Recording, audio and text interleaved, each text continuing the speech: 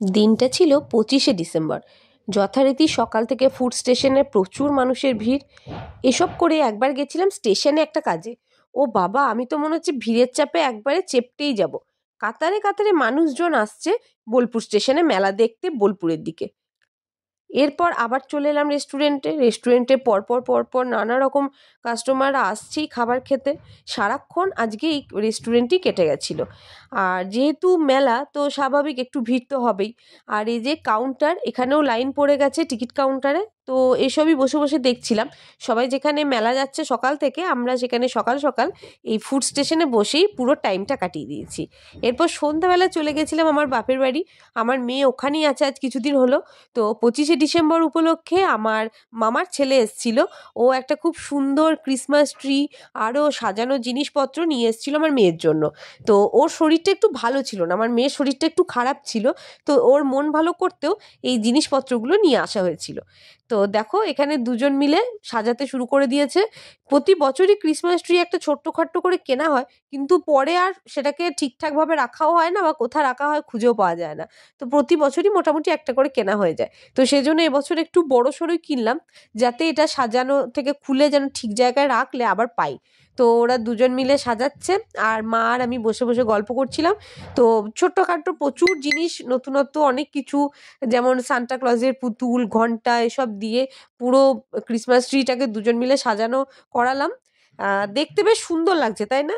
এই যে পুরোপুরি কমপ্লিট হয়ে গেছে, এবার এই এক জায়গায় রেখে দেওয়া হলো। একটা শান্তা দাদুকেও পাশে বসিয়ে দেওয়া হয়েছে। আর সকালে উঠে তারপর দিন মানে 26শে জানুয়ারি সকালবেলা উঠে সান্টা ক্লজের গিফট পেয়ে আমার মেয়ে তো খুব খুশি। আসলে ওরা তো ছোট, এখনো জানে না যে এই সান্টা আসলে কে। আর এই পুচকুটা, এটা হচ্ছে আমার দিদির ছেলে। তো ওরাও মেলার জন্য এসেছে, ওরা বর্ধমানে থাকে। এখানে প্রচুর গাড়ি নিয়েও বসে আছে, আর খেলাধুলো হচ্ছে।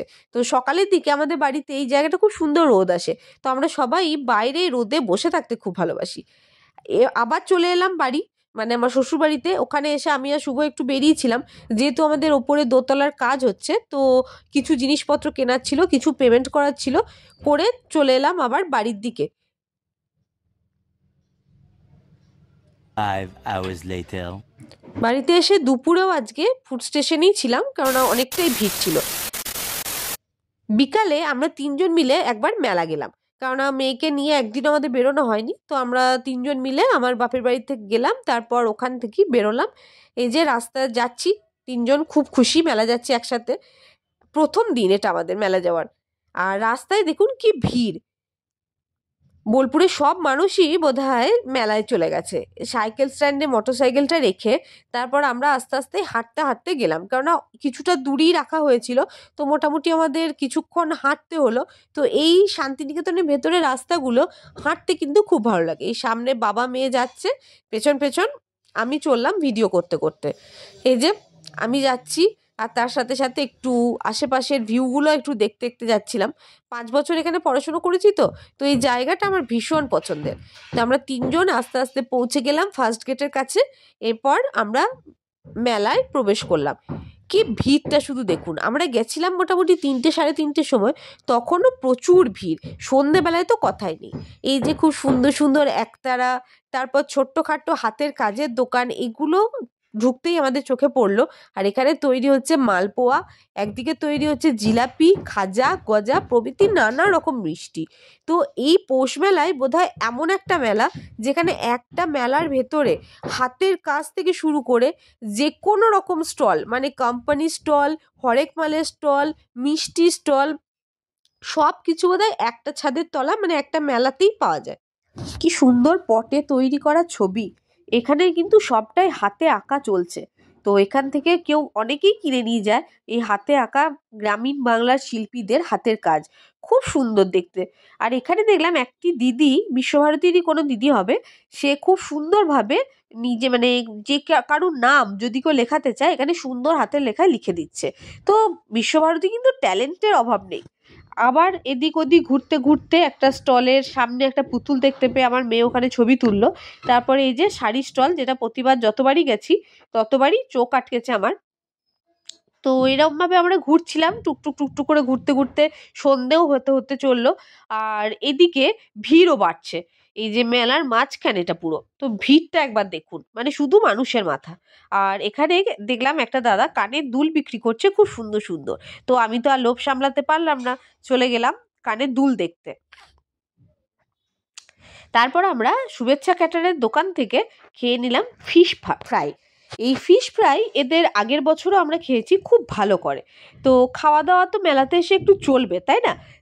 তারপর শুভ আবার এখানে চলে এসছে পারফিউম কিনতে। ওর পারফিউমের ওপর খুব মানে ফ্যাসিনেশন বলতে পারেন, নানা রকম পারফিউম ইউজ করে। তো এই কোম্পানির আমরা পারফিউম আগেও ইউজ করেছি, ভীষণ ভালো। তো এখানে মেলাতে যেহেতু অফার চলছিল, বাই ওয়ান গেট ওয়ান, তো নিয়েই না হলো দুটো পারফিউম। এরপর আর একটা স্টলে এলাম, যেটা হচ্ছে চানাচুরের স্টল। এখানে দেখছি খুব সুন্দর সুন্দর নানা রকম ফ্লেভারের চানাচুর পাওয়া যাচ্ছে, মিষ্টি চানাচুর, ঝাল চানাচুর, নানা রকম কারি পাতা ফ্লেভারের চানাচুর। আর এখানেও অফার ছিল, দুটো প্যাকেটের সাথে একটা প্যাকেট ফ্রি। তো আমরা 3টে ফ্লেভারে 3 রকম চানাচুর, টক ঝাল মিষ্টি, শুধু মিষ্টি আর ওই কারি পাতা ফ্লেভার, 3টে চানাচুর নিয়ে নিলাম। কারণ চানাচুর কিন্তু বাড়িতে আমাদের টুকটাক মুখ চালাতে খুবই ভালোও লাগে আর কাজেও লাগে। কোনো কিছু না পেলে একটু মুড়ি চানাচুরও খেতে ভীষণ ভালো লাগে। তো আমরা খেয়ে দিয়ে তারপর মেলা ঘুরে ঘুরে শান্তিনিকেতন চলে গেলাম আমাদের শান্তিনিকেতন, সে যে সবতে আপন, আমাদের সবতে আপন, আমাদের শান্তিনিকেতন, আমাদের শান্তিনিকেতন।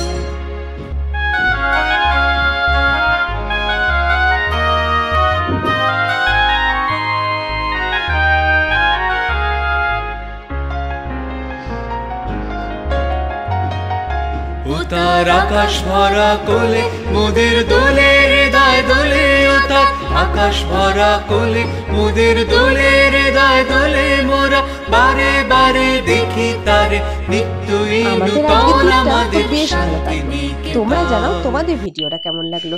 Thank you.